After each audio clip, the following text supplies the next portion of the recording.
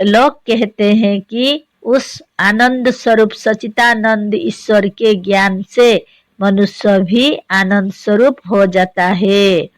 यही कारण है कि बड़े बड़े योगी उसकी खोज में पड़े हुए हैं और हजारों महर्षि उसके ज्ञान से आनंदित हो चुके हैं।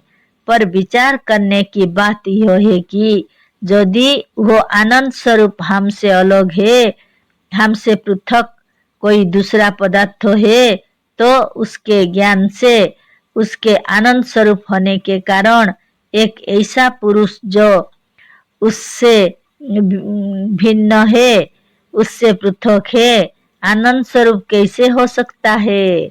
आज 1 महीने से हमें इस बात का ज्ञान है। आज 1 महीने से हमें इस बात का ज्ञान है। हम इसे जानते हैं कि रामदास के पास करोड़ रुपया है, पर इससे हमें क्या। उनके रुपयों का सुख हमें नहीं मिल सकता। किसी रोगी को यह मालूम हुआ कि हमारा पड़ोसी निरोग है, इसके ज्ञान मात्र से वह रोगी सुखी नहीं हो सकता। हाँ, ऐसे ज्ञान से एक अपूर्व आनंद उस समय होता है जब हमें यह मालूम हो जाए कि करोड़पति रामदास हम ही है।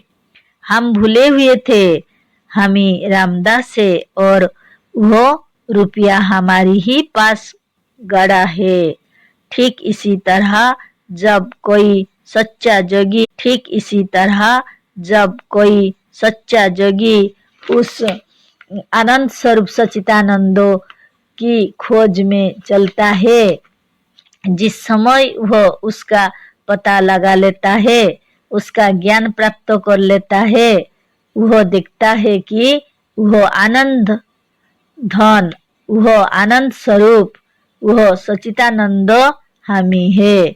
उस समय जो अपूर्व आनंद प्राप्त होता है उसका वर्णन वाणी द्वारा नहीं हो सकता, किंतु वही जानता है जो उस आनंद में मग्न हो जाता है। अतः यदि तुम सच्चा आनंद चाहते हो तो उस सच्चे आत्म स्वरूप परमानंद परमात्मा की खोज में लग जाओ। वही आनंद का भंडार और सुख का खजाना है।